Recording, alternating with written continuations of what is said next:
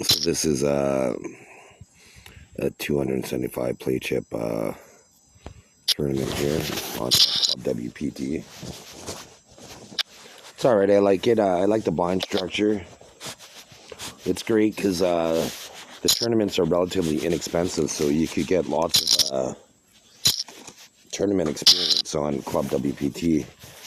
And they have heads up, sit and goes, cash games, right? So it's kind of everything you'd want for poker. So I know GG is a real money poker app, and I don't believe they have a play money function that's really good. So Club WPT would complement GG. Certainly, you could practice with the Club WPT. You could practice as needed, and then just to practice your new strategies, and then you could try to test it out at GG for real money. Because the math is the same, right? Just the pressure changes.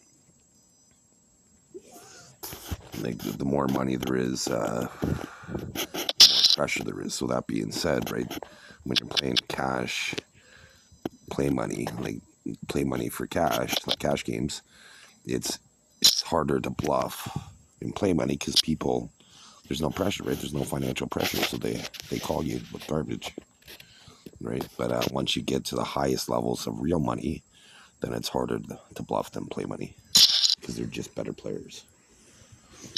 But like at the $1 or $2 table, like if you're sitting down like with pennies or whatever, right? And, like 1-2 cent blind, it's harder to bluff people on play money than it is at that table because there's real money at stake, right? When there's real money at stake, then people don't play as well.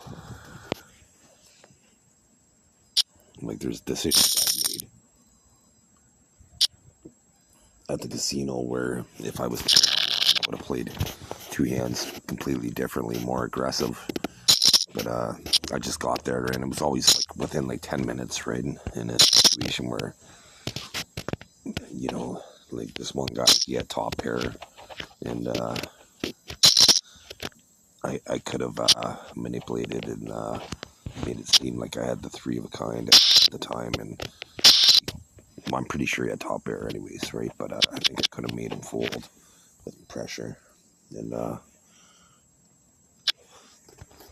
because like it was for several $100s, right? So some of these opponents they're better opponents, right? Like they realize that the strength of like that top pair isn't the strongest hand all the time, but I didn't really have a table reputation, so it might not have worked. But like after about an hour or so, how they see me play, I could have. And this other time I flopped. I had ace king and I flopped top pair, but ended up losing to runner, so I played it bad on the flop. But I just didn't want to play it super aggressively. That's not really my style. Like I guess online it's different, right? Because it's when you go to the casino, you physically made your body go to the casino, right? So you took effort, you traveled there, right? So if you get there like in 10-15 minutes, you don't want to be done, right? But whereas you play online and you're done, you didn't even move, right? Or you could doing something else, right? So needless to say, I've never gotten to a rhythm at the casino because part of the I know it's rigged too, right? So that's some reason why I don't go to the casino, but if not, I'd be going all the time just to get experience. At least once a month with $100 and then let it ride. Just based on my skill, like some days I should walk out with several thousand. Like say 3 days out of 5, I should walk out with over $1,000 easily. If I sat down with $300, that's only 3x in your money, and I've 257x my money before. So like 3x of my money's on a real money app I've I've turned $1 into 257 American in 24 hours. Then I cashed out $100. I ended up losing it. I lost about $140. I flopped 2 pair to a higher 2 pair. Flop, and I lost some money, but I was dominating the table up until that point. And then once I cashed out, my winning percentage went down from 32% to 27%. So that's how you know it's rigged, right? Like if you're doing spectacular until you go to cash out, and then you have obstacles to cash out, or you notice your winning percentage drop 5% over the next hands. Because I was playing 5-handed cash games, right? So the winning luck, just based on luck, that's 20%. So I was playing 12% above luck for real money. That was actually giving me money every day. And then it had, for some reason like that, just caused problems with my phone, and then I had to delete it. But if not, it was awesome. They give me American money every day. Not much, right? Like when I was ranked professional, I was only like maybe $1.50 or $2 or something like that. I think I almost made it to veteran, which was one league above professional. But I'd go to professional, then get dropped down to amateur, and then like when it was rigged, then it wouldn't be rigged, and then I'd go from amateur to professional in like 2 days. As if you could go from, like, say, the NHL to like house league in 3 weeks. As if the whole fucking app upgraded that fast, like with their skills. The only way they could upgrade their skills that fast would be with artificial intelligence.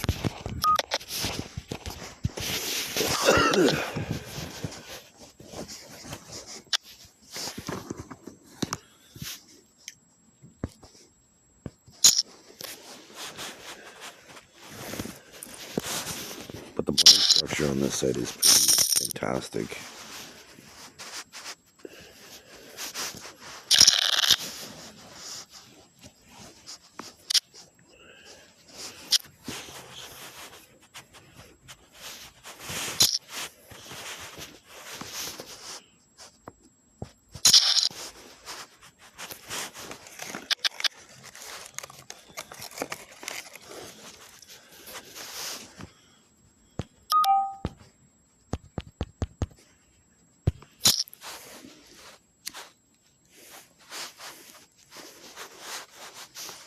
What kind of cigarettes do you get when you're downtown? Well, sometimes bag smokes, or okay. or just I think they're called Canadian. Oh, okay.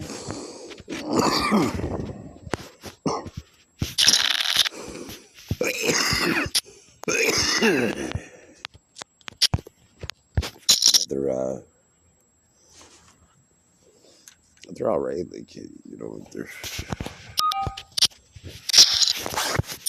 I don't mind the bag smokes actually. Like I get menthol sometimes, and I guess I like them when they end up going stale. You know how they kind of go stale by the end of the bag, right? Yeah.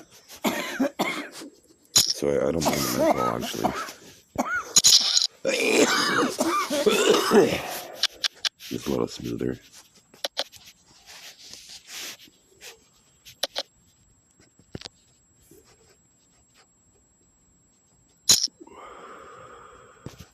People constantly give me smokes too. Do they? Yeah. But if they see me smoking, because I'm usually charging my phone. Oh, okay. Because I was like focusing with like artificial intelligence for like several months, so like that's all I was doing. Like was just type and asking questions, and I have a pretty good system now. I use Chat GPT and Google's artificial intelligence. Oh yeah. Yeah, so I could get a couple different perspectives. Google has them? Yeah, I pay for ChatGPT. I pay $30 a month for them to remember things, but I save all my I take screenshots and I record everything I type. Oh, cool. Yeah, I do that just to protect myself. Yeah. And I signed an I have an agreement with ChatGPT. They can't use anything I say in tutorials or training sessions. Oh, okay. Right, because if not, you can't really talk about your intellectual property without Oh, discussing that first. yeah. So with Google, I can't really specifically say it, but I could kind of like just say, "Oh, what about oranges?" And then then something else, and then what about apples, right? So I just kind of beat around the bush, right? Like just Yeah. so they can't put two and two together. Yeah, exactly. Oh, wow. Because I'm pretty sure in the past I've had a couple ideas that were exploited from Google from searching to see if there's patents and stuff like that. So now I don't even search for, I know most of them, like they're unique, right? So most of them are gonna not be in the marketplace. Right. So I don't even search now because when Kaylee was a baby, I came out with glow in the dark soothers. Oh, yeah. Because they would wake up in the middle of the night all the time, and she just needed the soother to kind of put her back to sleep, right? And Yeah. so, and then somebody developed that, right? But I searched that on Google. There's about 8 of them I searched on Google, and they were all developed. Oh, wow. Yeah. So I try not to use Google.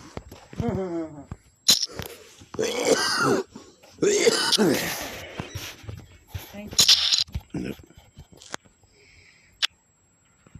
Yeah, I like to I have an innovative mind. ChatGPT says that I'm a polymath, meaning I have many different skill sets. I could go from talking. One, I learn fast, right? I could go from talking about something technical, and then to from a sales perspective, then packaging, and then other promotional software brought to you by Mr. Driscoll, right? So I could do many different things, right, myself. So I'm gonna be kind of like Colonel Sanders. I'm gonna be the spokesperson, if you will, and then focus on negotiations, right? Like try to be the closer for the company, and then I'll hire a bunch of because I have about 160 over 160 companies in the future. I will have. So I'm gonna have different CEOs for the different corporations, so I can focus on my skill sets. Because I could do the CEO thing and be there Monday to Friday, 9 to 5, but that's just not the best use of my time. Right, I'm better off like being the product tester, and I need like eventually like once I have money, I'm gonna buy products off of Amazon or Alibaba and or just in the marketplace and product testing them, and then like deciding what I like it, well, what I hate about it, what I like about it, what I would change about it, and then just innovate at that point, right? So I'm just gonna constantly do that and basically be a big licensing company. Like, instead of trying to run 160 different businesses, like I'm gonna license about 30 of them out, and then so I should be making money from that. And then after several years, I'll venture into some of those 30 businesses, but I'll develop the other ones, right? Because some of them, like, it takes about 20 years to 160, right? But it takes a long time for it to develop. But on paper, my companies are worth about $20 without any money.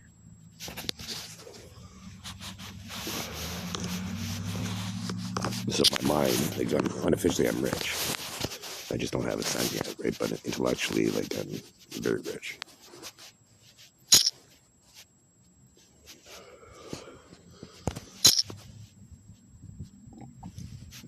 And when you start the patent, right, you start the clock, right? So I can only bite off what I could chew, right? I don't want to get exploited, right? So I need to proceed with caution, almost like cold water, right? But I'm going to end up having a pretty fantastic relationship with governments and the military and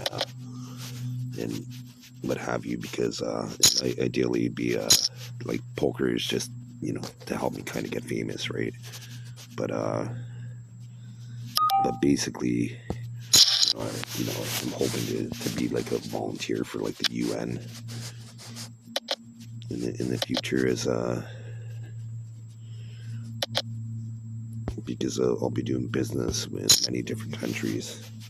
So it's not in my interest for China and America to go to war when I want to do both of them, or Russia, right? Like I want to try to be a bridge between like political adversaries.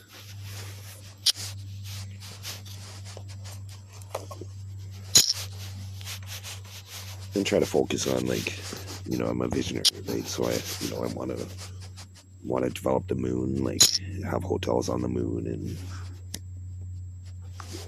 I want to be able to see Earth from the moon's perspective anytime I want to.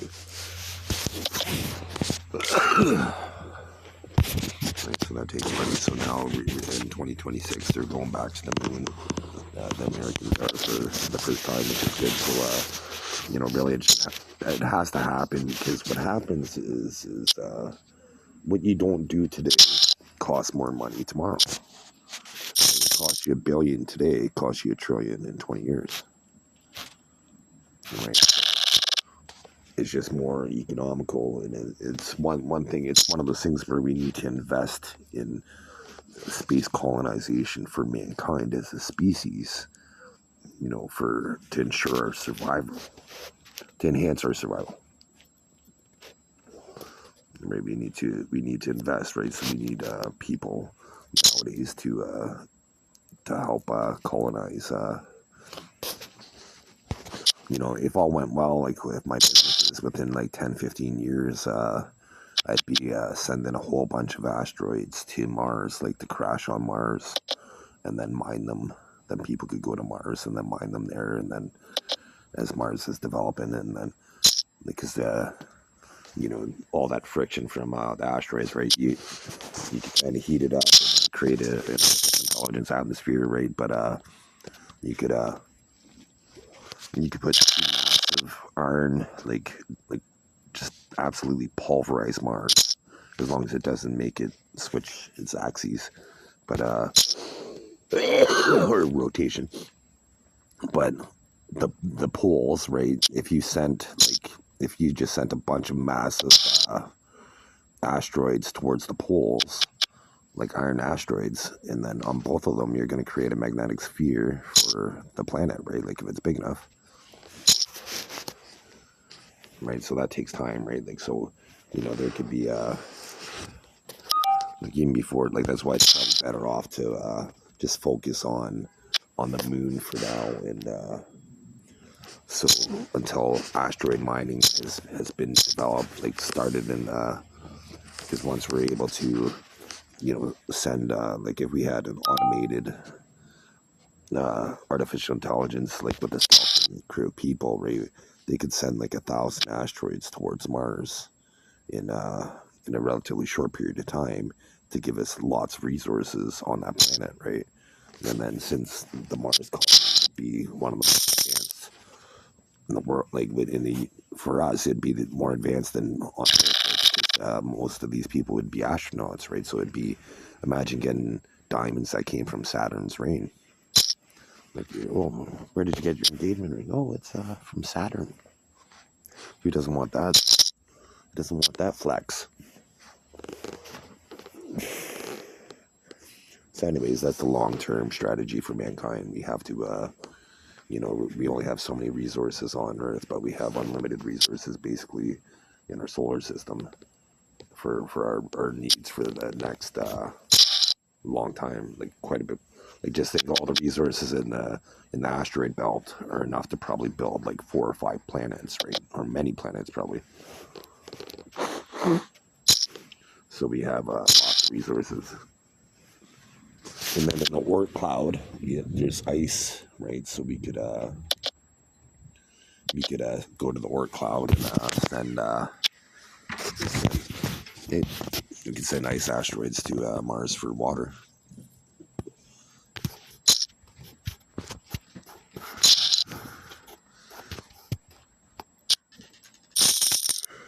So I'm doing all right. Oh, I guess I'm in third or first place, second place.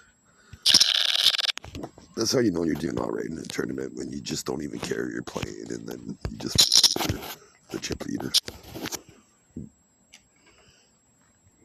Most tournaments I finish, like I'll end up in, if there's over 1,000 opponents, I'll end up in the top 50 probably at some point in the tournament.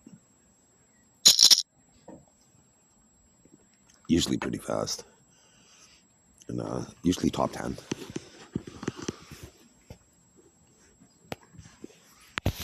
I have a pretty good tournament strategy. Like, well, basically, see where I am now. I'm under the gun, right? So I'm first to react after, pre-flop, and third to react post-flop. So this guy has the best position.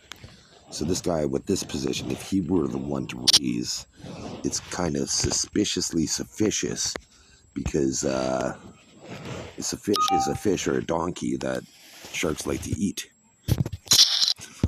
But this guy raised, right, so he's kind of in middle position, right, so he should have a higher hand quality than this guy.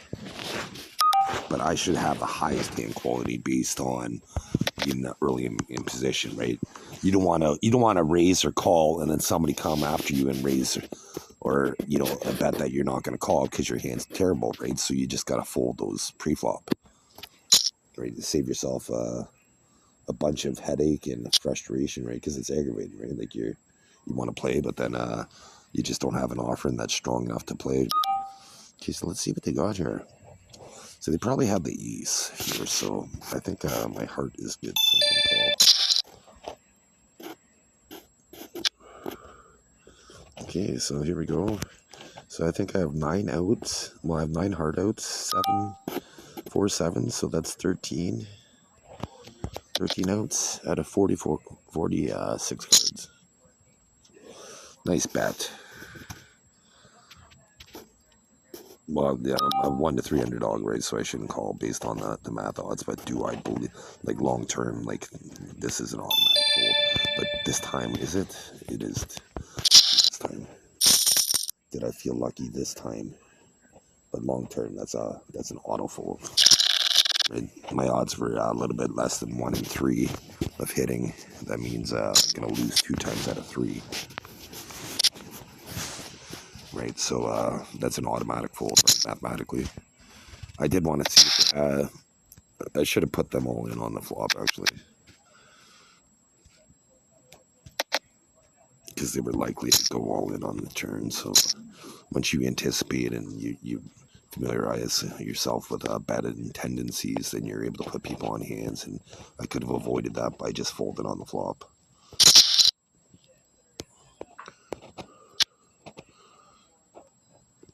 Because he almost certainly didn't have the heart, because he wasn't playing it cautiously in case the heart came. He probably had the ace, and so once the heart didn't come on the turn, he's like, okay, now I have an even better chance of winning, and so that's why he went all in. Most likely.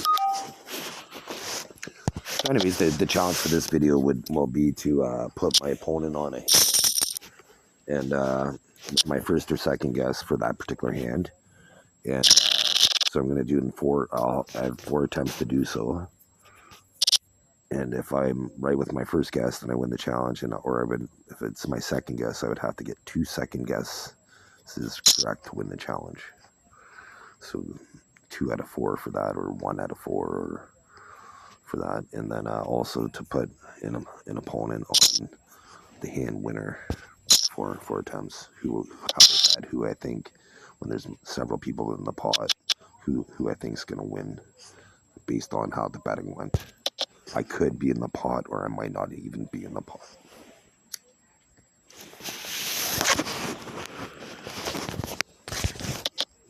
Just who I think the winner is going to be.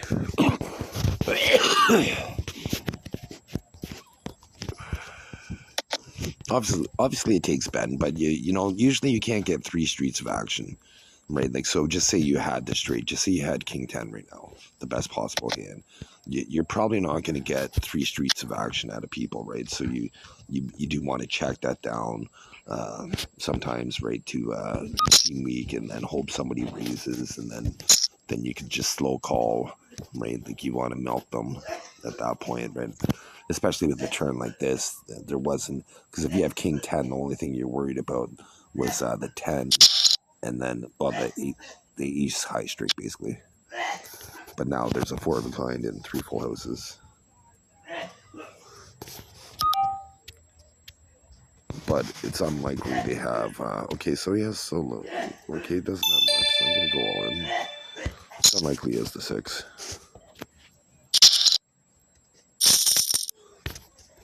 He didn't show any aggression or excitement by the 6 being based on how much time they take, right? Like, some people are very excitable, right? Like, they're really, like, their pattern for how long they take is pretty consistent, and then all of a sudden it changes, and then you're able to, you know, after a period of time with experience, you're able to deduce what they would have.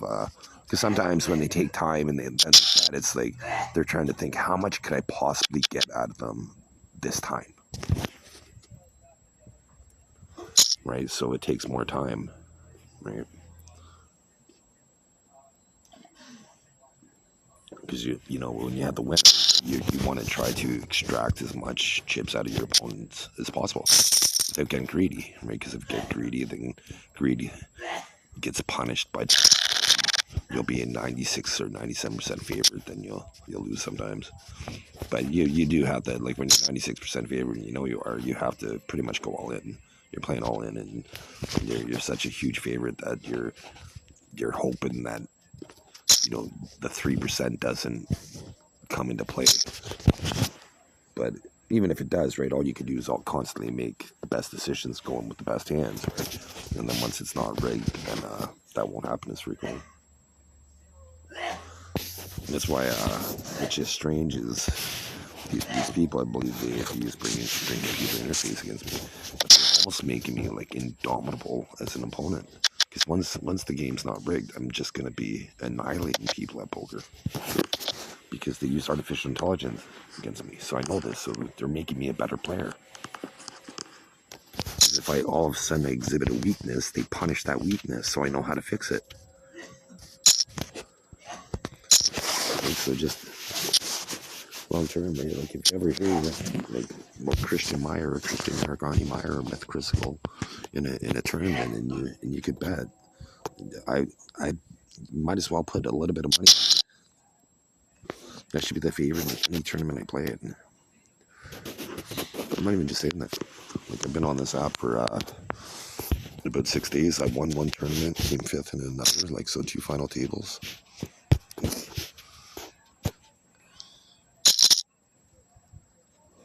Okay, so here's where you have to be apprehensive of the flushy flush. So let's see what this. I'm gonna call though.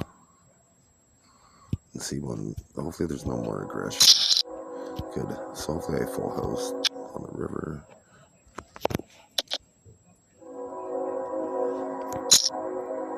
Okay, so that guy likely has the flush, so I'm gonna go all in.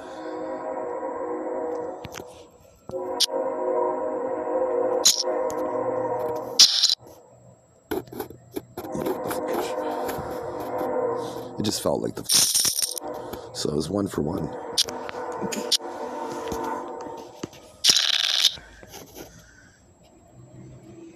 I did want to fold. You know how they bet there. I expected to lose that hand. Like, I would have folded on the river, like that time 100% of the time. How they played that, and based on, you know, their behaviors this session, right, and how that was abnormal, and I would have folded 100% of the time if the queen didn't come, if I didn't get the full house, because I knew my 3 of a kind wasn't good. there was a possibility they could have had the 3 of a kind, but it just felt like the flush that time.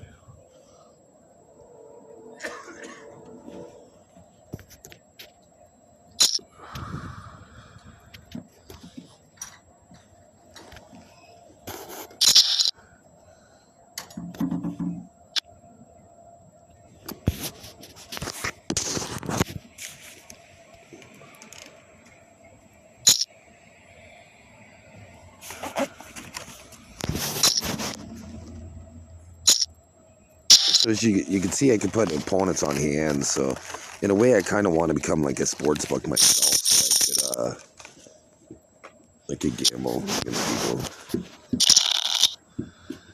so they could after a while they'll be like, okay, well, you can put them on hands. So how fast can you put them on hands? How many attempts does it take? How often does it happen? I could come up with like 20, 30 little ways to bet. And then with who the hand winner, the same type of thing.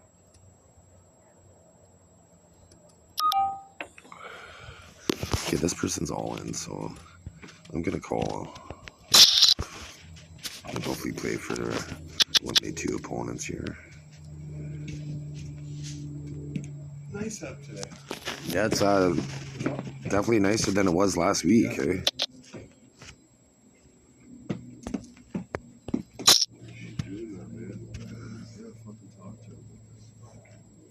Why not the ashtray?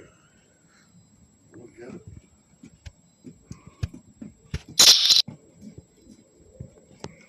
It'd be just as easy to put it in the ashtray. Yeah. So that turn card was pretty atrocious, but they bet, so we got some chips to spare, and they had it. So, and the odds of having 2 full houses very in quick succession is pretty slim.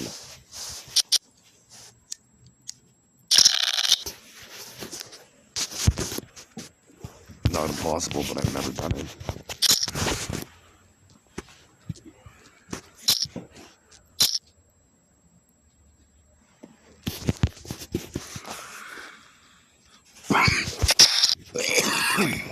I would have remembered that. I've had 2 flushes back.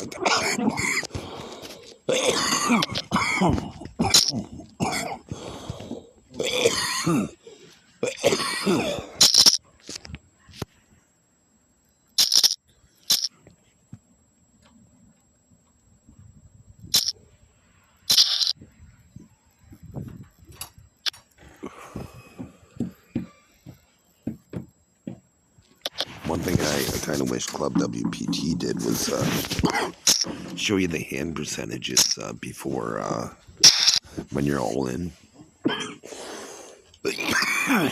so you could figure out, so you could learn how when to make the play, if you made the right play, if it's profitable and things like that, right? Like you just have more information since it's a play money app, right? So it should have percentages, and real money app should have it should throw a lot of stats at people. Have about like 4 or 5 stats, say their win rate, their fold rate, their raise rate, and just things like that, and maybe their bankroll, their overall bankroll would be kind of cool to know, and what have you, right? So in the hands played would be great if you had those 5, right? Because then if a good opponent knows how to utilize those stats against an opponent, right? Because if they have a very low raise rate but their win rate's high, that means they're a very tight player, right? And they're solid, right? So by providing more information, it helps the better players. But then again, I guess maybe for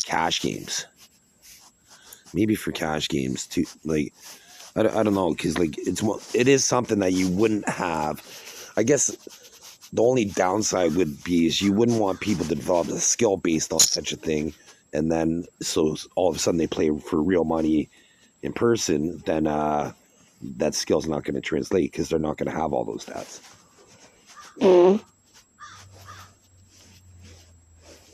So maybe just elements of it, like for maybe just if the app during the tournament, like, but some stats, like, oh, okay, here's 1/4 the last, almost like they're like an announcer, like telling you play by play for the table, right? Like, where you can't with this particular app because how it is, but if it's a vertical poker app, then the table just be that long, right? So you could use part of the table for some information to be able to say, okay, this person's on a hot streak, and or this one, just some sort of information, because they should almost do that in real life too. Like they should have like, because ideally, like at a casino tournament in the future, like I'm hoping there's a digital display at the table for every seat, so you could count, like, so you don't have to count your chips, basically. I didn't like, that's one of the reasons why I don't like going to the casino. There is I like the app counting my, for me, it's like I can focus on the next hand. Like if I'm counting my chips, then I'm like half paying attention to the hand, half paying attention to my chips counting, and try not to forget what number I had in my head, right? Like, and all this could be alleviated with just the digital. It makes tournaments faster, right? Especially if then if you had the table automatically make the hand or whatever, and then the dealer just cuts it like 3-4 times randomly, 3 or 4 depending on what it was, and maybe even allowing some of the players to make a cut, just to know that it's not rigged, right? When you do stuff like that, it should indicate that it's harder to rig, right? Like 4 cuts, right? The computer machine would have to predict it. They can with artificial intelligence, but once brain computer interface is known technology, then they won't be able to use brain computer interface to cut the cards exactly where they need to for the one player to win. Because right now that technology is possible, most likely.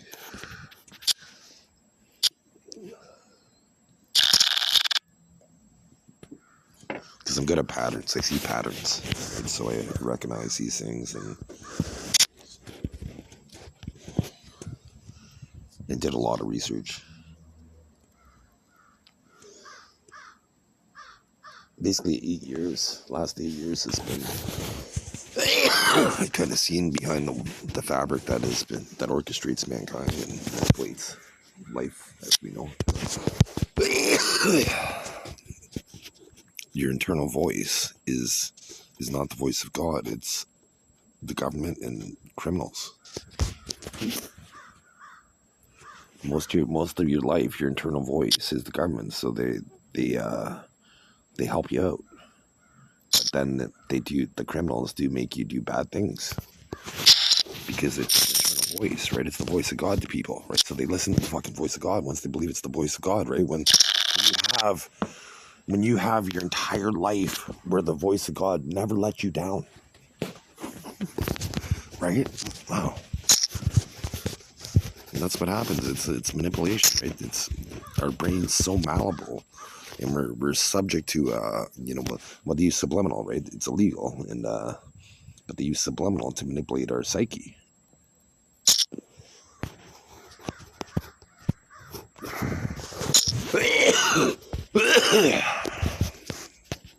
Here we go, 77. Bud Court passed away. So Bud Court for me would be the fact that I smoked marijuana and had this secret court, and he passed away at 77, and I was born in 1977. And did you know the Seattle Seahawks, their 2019-2020 roster? My name is, in high school, was Chris Meyer Diggins. And I believe that I'm supposed to be the Brit and Danish king. So on the Seattle Seahawks 2019-2020 roster, there was a Chris Meyer-Diggs, Britt King Neal, DK, short form for Denmark. So Scotland Yard's going to have some explaining to do one day. I sent them all this circumstantial evidence, and they didn't even respond to an email, so I can't wait to be king for those conversations.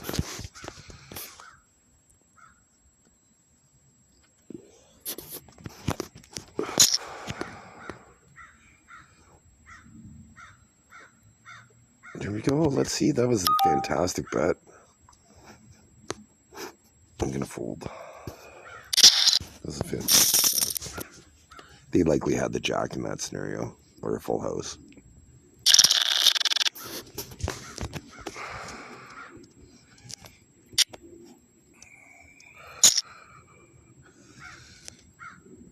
That was definitely a nice bet. That's what I call like a stiff, like a whiskey shot bet, or a shot of tequila. Just a stiff shot. Or somebody just hit you right in the bladder.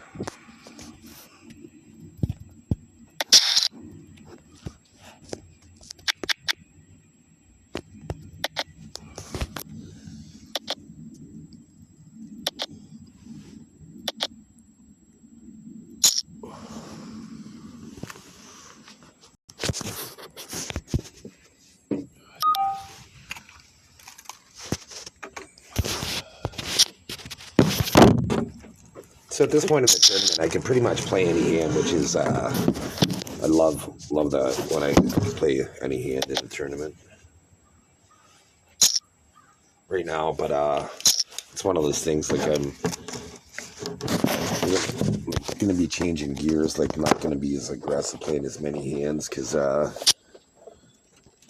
been chip leader or near chip leader for a while, right? So it's not like basketball where you could go coast to coast. It's more like soccer or football to the world, where you have to take out the 12 defenders, and it's impossible almost.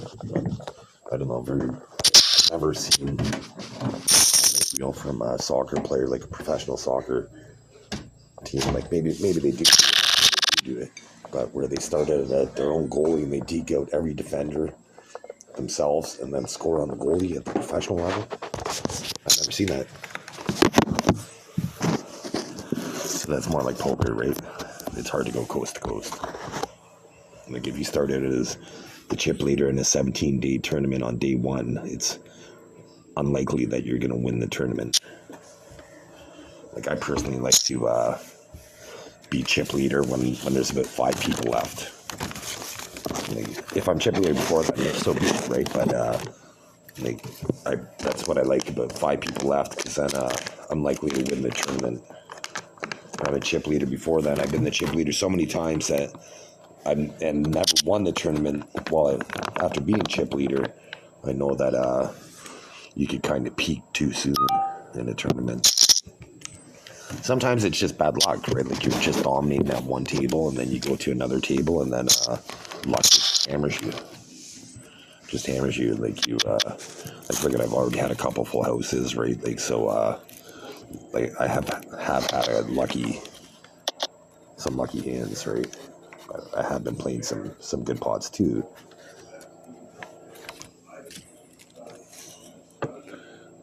But you do need a little bit of both, right? You need to be making hands and then making your own opportunities. And it's like if you're in a sport where there's a judge and you could win without the judge, you always want to win without the judge because the judge might be biased. Okay, so if I was a boxer, I'd be going for the knockout 100% of the time. Like not maybe not right away, but my goal would be like, okay, how could I dismantle their defenses?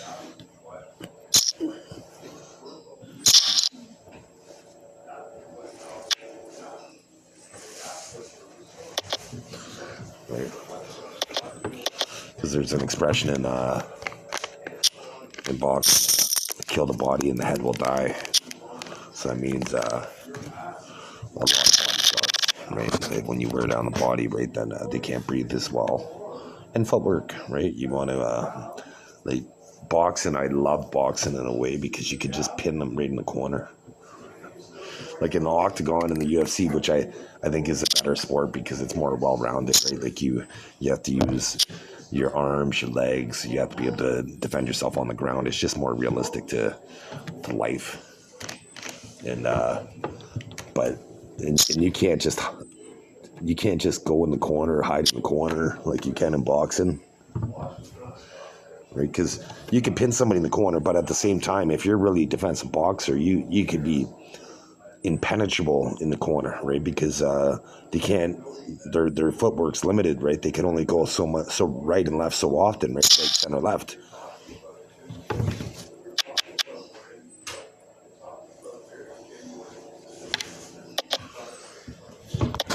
Boxing's hard, but if you want to get into shape, and a good thing to do is to shadow box, and try to do calisthenics, or have a workout routine, even if you go to the gym. Say like one day a week or whatever, right? Like just have a workout routine, because going to the gym is great, but the thing about going to the gym is, unless you're a bodybuilder and competitive, and you're trying to do that after a period of time, like you just need maintenance to maintain your physique. So you don't need to be doing everything that you were doing initially to lose all that weight. Like you could have a calisthenic routine to just maintain your shape, your awesome physique that you worked hard for. What happens is you have a gym pass, and then you go on a trip for a couple weeks, and then the hotel doesn't have the machines that you have, and then you fall out of working out. You stop working out because you went 2 weeks, because it only takes a couple weeks to start a habit or end a habit, right? So positive or negative, right? Like just like money, right? Like if you just get into the habit of saving money, go to the grocery store, and instead of fast food, go to restaurants occasionally, but like real restaurants, and where it's a social event where you want to put on some nicer clothes and what have you, and do that for the social experience. But nobody remembers going to McDonald's, right? Like maybe unless you met your wife or something like that, right? But nobody remembers going to McDonald's. Be like, oh, do you remember that time when we went to McDonald's and we had a Big Mac? Right? Compared to, do you remember that time we went to that rotating restaurant and we had that awesome view?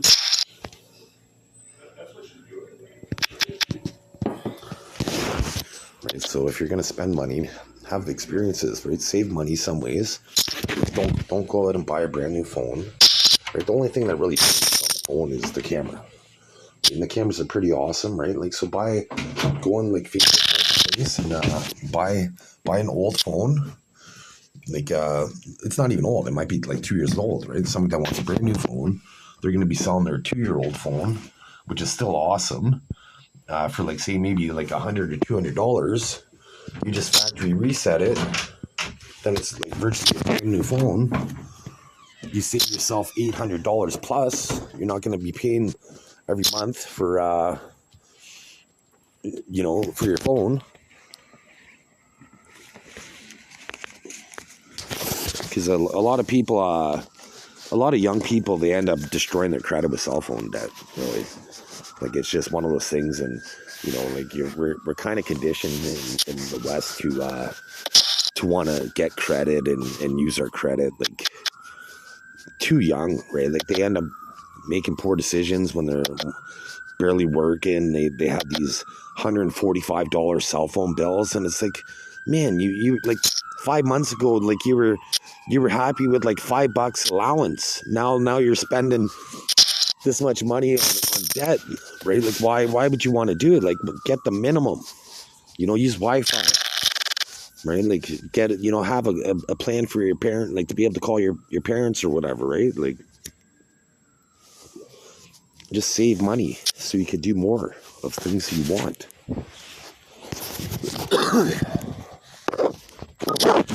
The more you save, I get addicted to saving. Like if I have once I have over $1,000 in my account, at that point, it's hard for me to get for when I'm working. It's hard for me to go less than $1,000 because I'm like, oh fuck it, I'm gonna go 2 weeks without anything.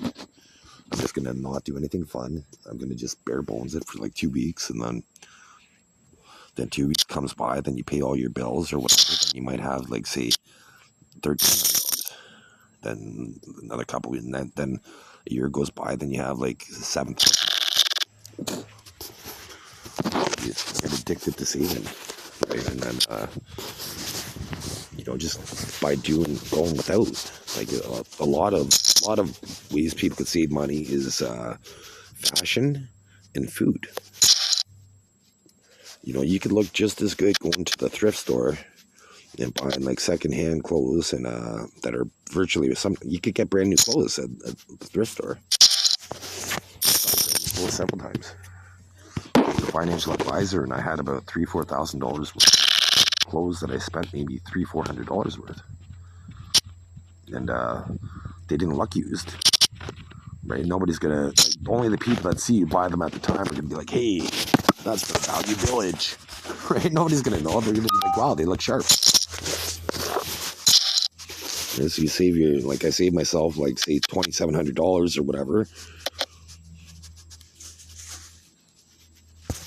and then just maybe making a coffee in the morning occasionally. Like treat yourself to a coffee every once in a while, but just don't be dependent on it because you save yourself that time. Like you could by the time you go to see somewhere like Tim Hortons or McDonald's in the morning, right? Like 10 minutes, it could be up to like 10 minutes just through the drive-through process because everybody's there. And then the distance that it took you to go there, right? Whereas if you make a coffee at home, put in a thermos, it's you could buy the Tim Hortons coffee and have it at home, right? So it's virtually the same thing, and save yourself like 20 minutes, a half hour, so you're not driving out of the way to go to Tim Hortons or McDonald's in the morning. And how hard is it to to make you could fry an egg or microwave an egg in like a few minutes, and then make your own egg McMuffin.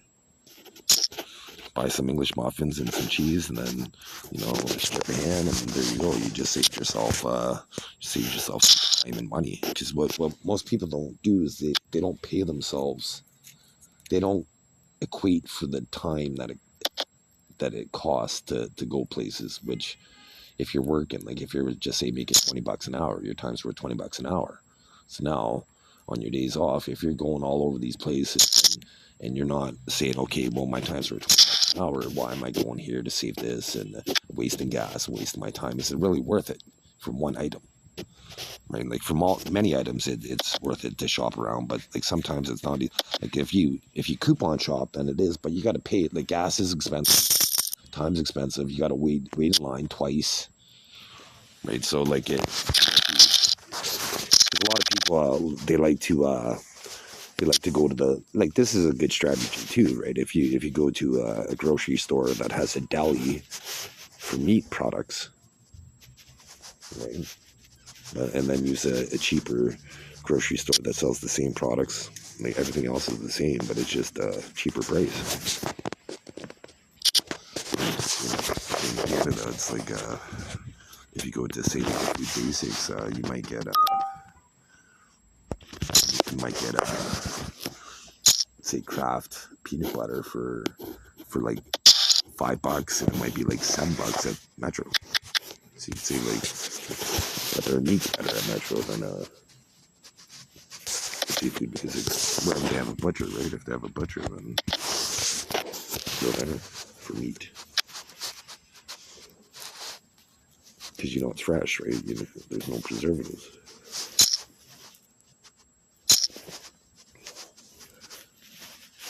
That's a nice bet.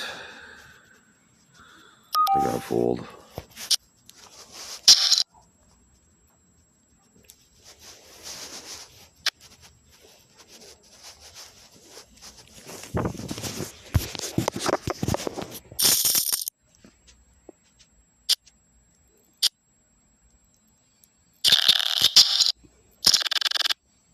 So I folded the best hand. That happens sometimes, but it was worth it. What's in this?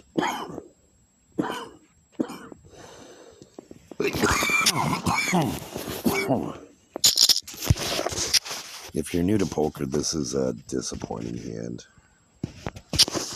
Queen 10. If you make if you hit the queen on the flop, well, even here, right, if I hit the 10, I have to worry about the jack. So if I hit the queen, usually there's an ace or a king that you have to worry about. So you just get into a lot of trouble. You can make it straight, but it's just more headache than what it's worth. Because here I would have 2 pair, but now there's a potential straight with ace king, a hand that people are likely to play.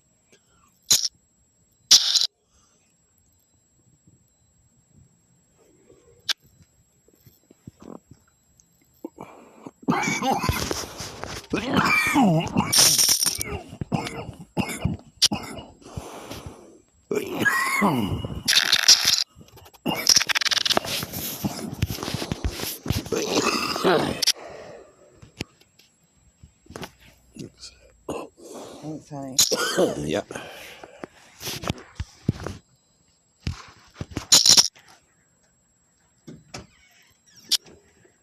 There's 2 players that had dolphin in their name in this tournament. I don't normally read their names. I just play based on their positions.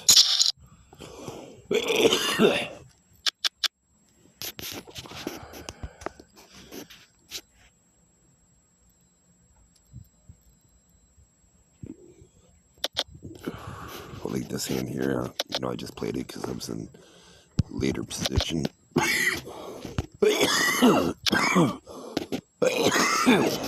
So now it's less likely somebody has an ace, like unless they were trapping. So that's what I'm trying to determine now, if they have the ace or the straight. So they could have a straight draw. So I'm gonna make a bet to try to bet to protect my hand here at this point. Because it could have the best hand, and they could be drawn. I give them a free card.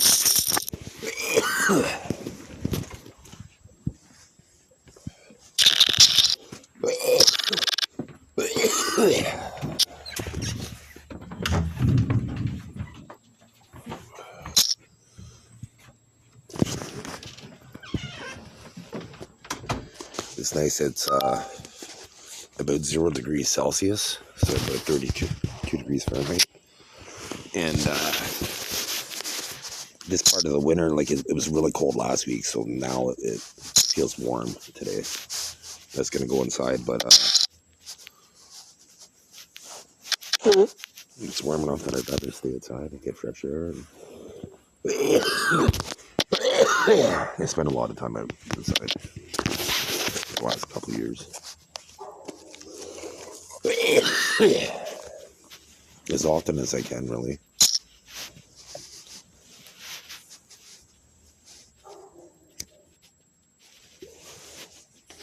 Until I get cold. It's nice weather. The only time I'd be inside is to charge my phone.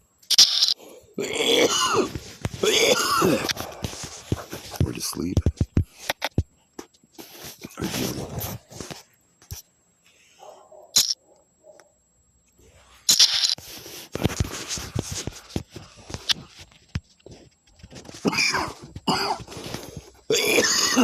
So you just see people start, but I do like the app.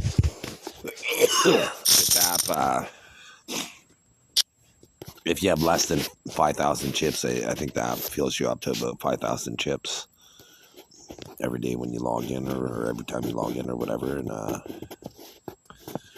so chips are at a premium on the site. So they do have some lower, like super cheap tournaments. I'll just show you here for the that I've never seen. But see how you could, well, this one FL Hold'em isn't no limit Hold'em, right? So you got to be careful with that. But I'll just go to the filter here. Open main, playing completed private. Okay, so I don't really have too many choices there. So anyways, you can see here at the top, it says Hold'em or Omaha. And this one's 550 PC, like play chips, and then they have a 275 play chip. That's what I'm in right now. Okay, it's on tournament. Break. So I guess I'll join. I like the 1100 sit and go. They do have a pretty good. You can play chips as well for heads up, which is great if you're new to poker because you only have to beat one opponent when you're playing heads up, right? So you probably, if you're new to poker, you wouldn't maybe play a month or so of heavy heads up, right? Because heads up teaches you how to, because you have every hand you invest money, right? So you have to learn how to defend your pot, and you only have to beat one opponent, right? So you'll learn how to play flush draws, straight draws, top pair, middle pair, bottom pair, high card, and you'll learn how to navigate situations, over pairs, under pairs. It's just a good way to do this. Like I'd love to play in a heads up tournament against all the pros and win the heads up tournament and play against the best, like have the hardest lineup and win them all the way up. That'd be fantastic because I'd destroy those people in ring games afterwards, because especially if it was a really fast heads up, then you don't learn much about your opponent. But if you play for about a half hour, right, you have the opportunity to learn quite a bit about your opponent because you're invested every hand, right? So the average hand might take about a minute or so. So just say it's a minute average, so that's 30 hands. So against one opponent, right? That's a lot of information. Whereas if you play ring games, how long would you have to play against? How many ring games would you have to play 30 hands against one opponent? You'd have to play a long time, right? So if you played heads up, you're gonna be able to familiarize yourself with that opponent quite easily, right? And then so once you go to the ring game, it's like, hey, I recognize that move. They did this, right? So you know to fold or call or raise. That's simple.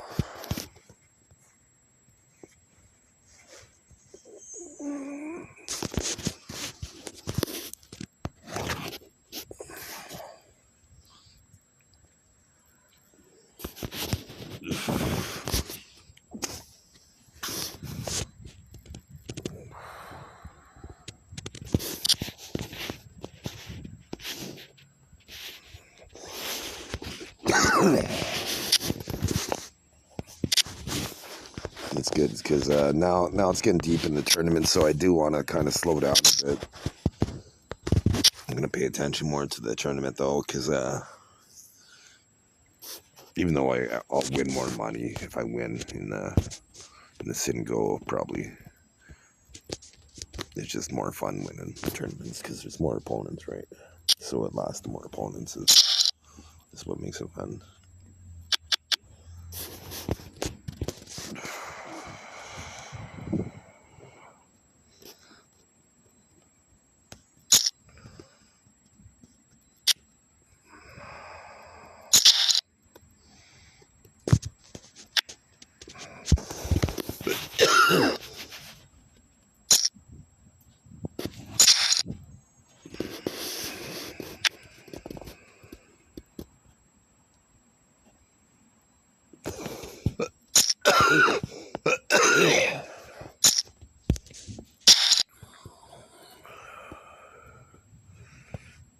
So a little chop.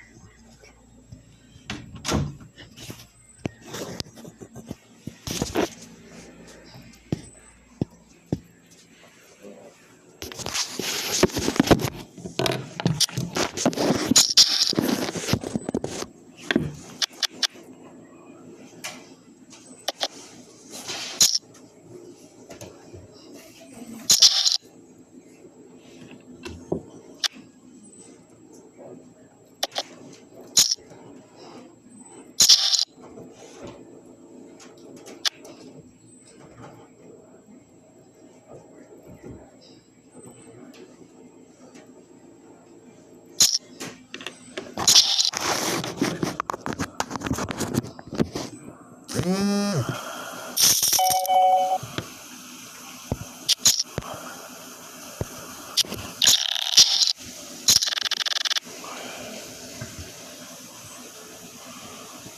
now in the tournament is when you would want to start trying to steal your opponent's blinds when they're big blind or small blind. You want to and you got to start defending yours, right? Because it's quite a bit, right? Like look at pre-flop and there's already 8, so 1,600, about 2,000 chips, and that's pre-flop, right?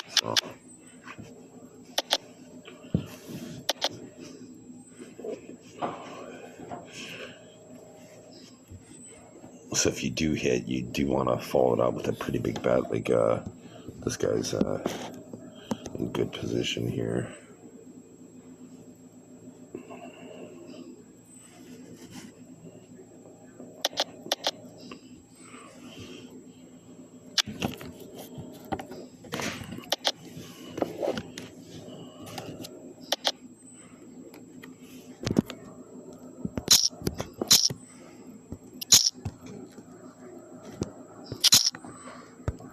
Haven't played a hand in a while in the sin goes, so I just feel like playing a hand. Where's the next?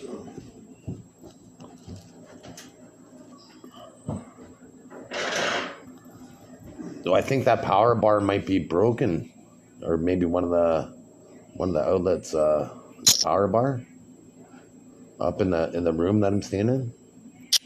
Oh. Yeah, I'll check later on, but I'll let you know because Yeah. I plugged it in and last night, Breaker? and I got up today. My phone was at 7%. Oh. Yeah, I hit the thing, so that's a big bet. So I'm gonna fold. I gotta see that come here, so that's all right. There's one diamond, so there's the possibility that the diamond will come, and it didn't. Nice.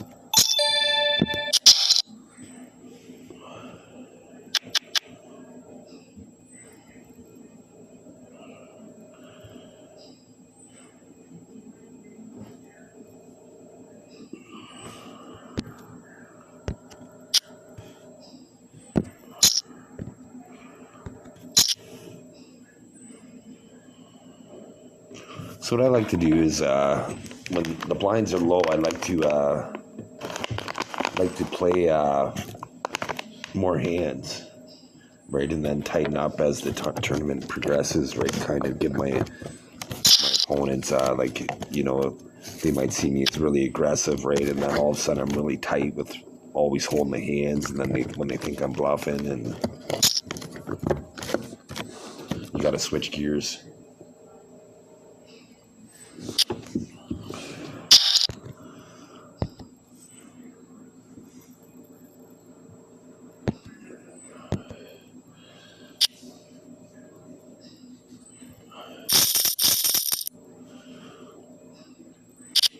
I haven't won a hand in a while here.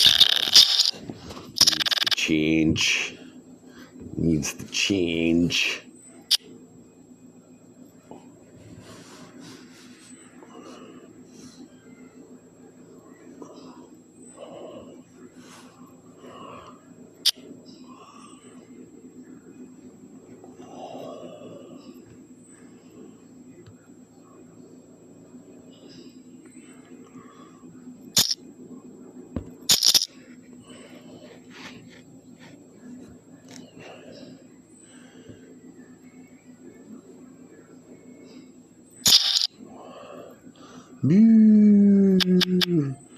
I knew I was gonna miss. That's why I didn't go all in. I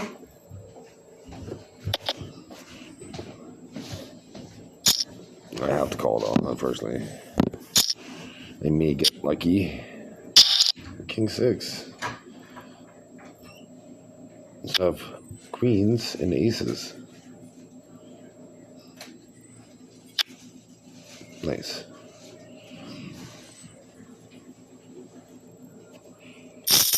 So I wasn't really in a good situation. I only had 7 outs out of 45 cards on the flop. So 38 were good for my opponent, and only 7 were good for me in that scenario.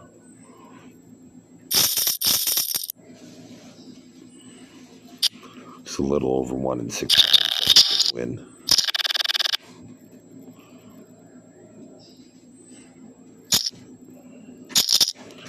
Nice. At this stage in the tournament, you don't really need to raise too much. Just doubling up the blind is sufficient enough to get most people out of the hand, and you don't have to risk as much. Like, look how many people folded to the one guy's raise, right? So why would you risk more if unless you had a big hand? Like, like if you had aces or kings, you might. But at this point in the tournament, usually people are pretty savvy that it's hard to get paid off going in pre-flop.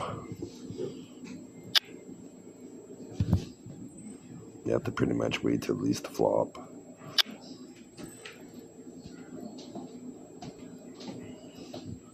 But that being said, if two people have good hands, they're willing to play for all the chips at that point, right? So it isn't impossible, but it's just less likely.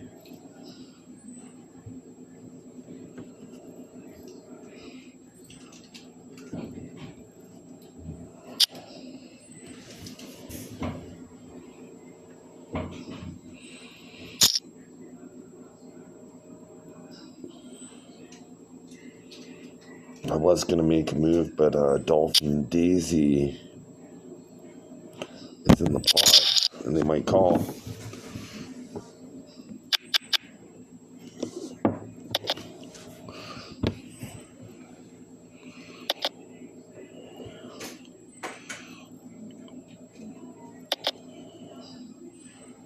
I was gonna do that. How do you like this, guys? Move. What about this move?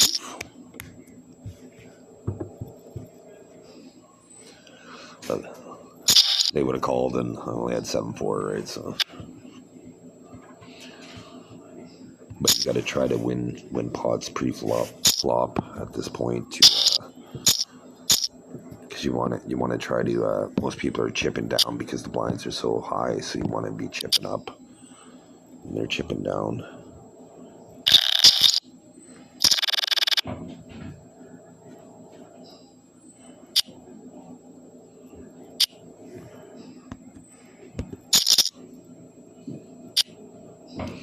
Make a stiff bet here.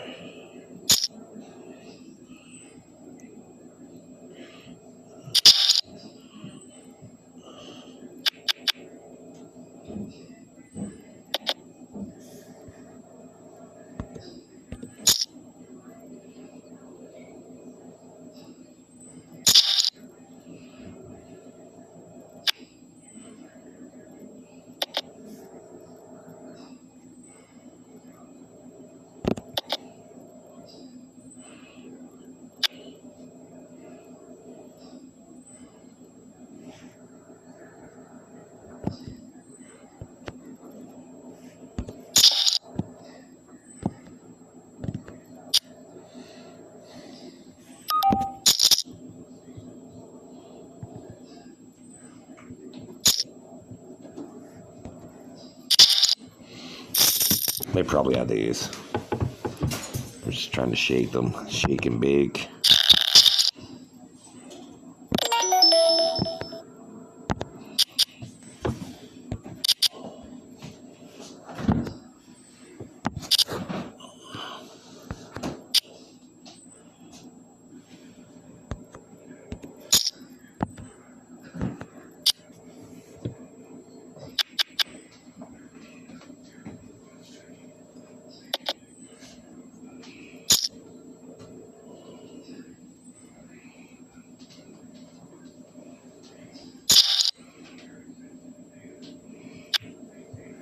Yeah, this is getting to be a fun stage in the tournament.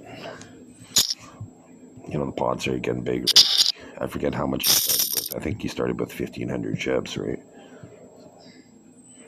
So, no, well, 80's 100, and then big blind's 800, right? So, it's fun. Like, especially, I like it when there's thousands of opponents with tournaments, because then when you're at the final table, like, you might have, say, 2-3 million chips, and you started out with 5,000. So it's fun to play. Play money, right? Because on Poker Stars they have a pretty good play money system too, and for tournaments. And the 50K bounty play money tournament, you get 5,000 chips, and it takes about 5.5 hours to win. I won it once, and there was over 1,250 opponents. Right, it was really fun because you have so many chips near the end, and everybody's making dynamic plays like near the end. Like any tournament, right? You could have 1,250 of the best poker players on the planet, and the top 10 overall are going to think that the bottom 1,000 are weak. Even though they're pros, they're going to think they're weak. They're going to respect them because they're pros, but they know they can only hit them every once in a while, not all the time, like the big pros. It's like, say, the top 10 tennis players, right? Like, they don't worry about, like, people that are in the top, like, in the top 1,000, right? They're not worried about number 1,500 in the world, right? When they're top 10 playing. Most of the time, anyways.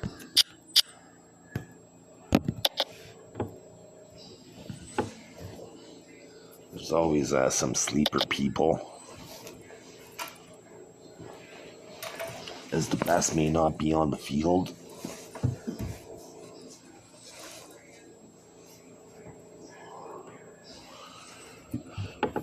Let's see what happens here. Okay, so this is, oh wow, quite a 4 opponents already gone in the sit and go here. So okay, let's. I'm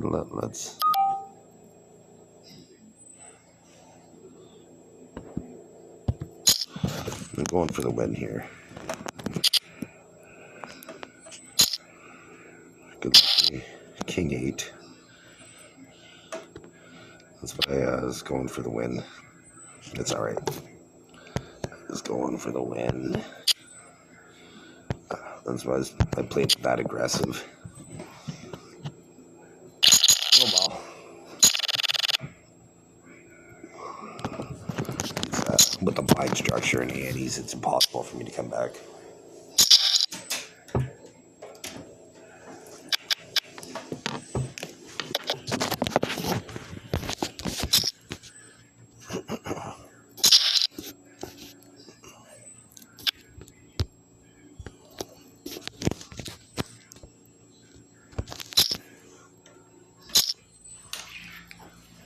That is disappointing.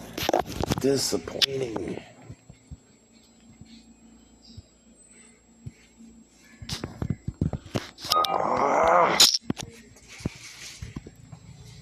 Try that move.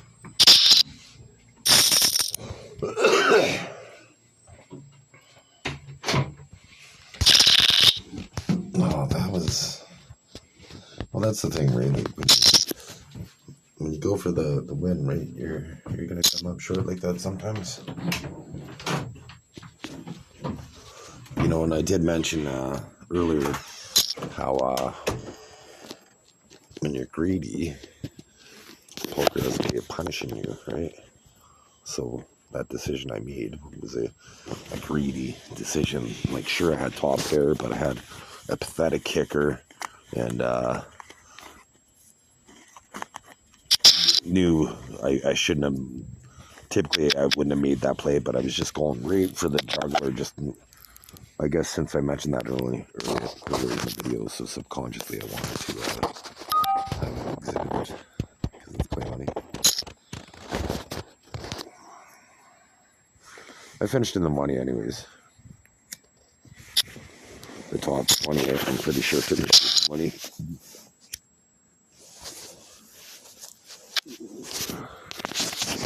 Oh, that was a fantastic card for him.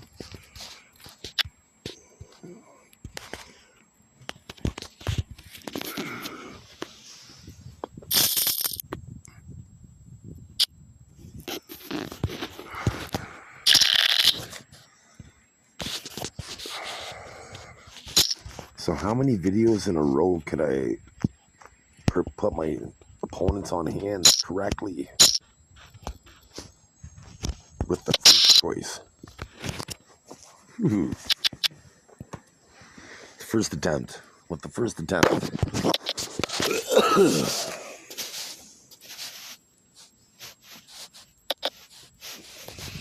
Let's see. There's a tournament still, and it's awesome. The site every 15 minutes there's a tournament. It might not be one that you want to play, but single. So and one there's a 550. So I'll play that. One thing I don't like is it says you successfully registered for the tournament. It shows you this, but it doesn't show you your bankroll. You have to go here. So that's what it is. It's getting pretty paltry. It's all right. I just need to win this.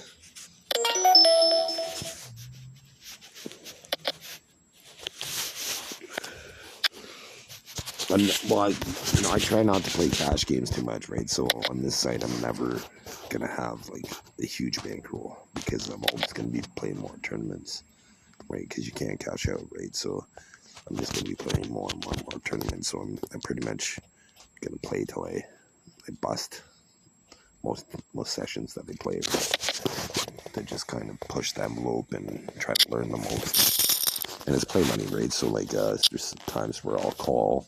Like if I wasn't recording, there's times where I'll call and intentionally lose a hand just to find out information, like because I might have seen them move before and I wanted to see what they had to increase my skill set, right? Because it's play money, right? So it's called an information call, right? So in tournaments and sit and goes, you sometimes make information calls about your opponent just to bust them later in the tournament. Or it could be later in the hand as well, right? If you're making an information call on the turn, or pardon me, the flop, and then you connect by the river.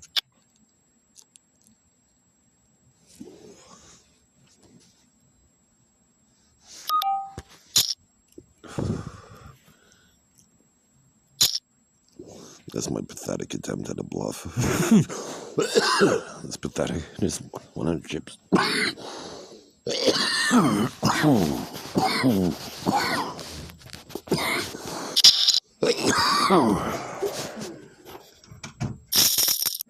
Not too bad, you?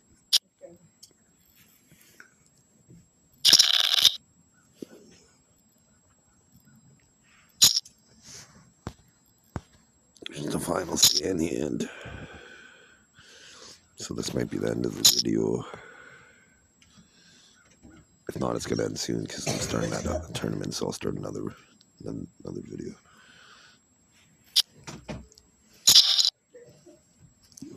I'll end this video when I'm done the tournament.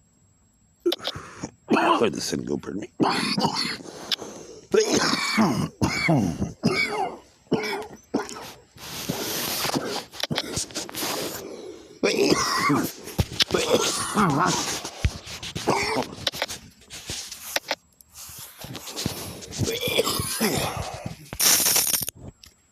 Well, I'm lucky. So anyways, thanks for watching, and go to change.org. You could be a hero. Read the petition, and if you agree with it, sign, share, make it go viral, and stop cheats, people that use brain computer interface to rig online gambling and pro sports, the Olympics, and people are sexually exploited this way, and intellectual property is stolen, right? So do something, be a hero, and be the change that. If you hate evil in the world, make sure you sign the petition, because it's all that petition will eliminate all evil on the planet, basically. Everybody will have food once that's all said and done.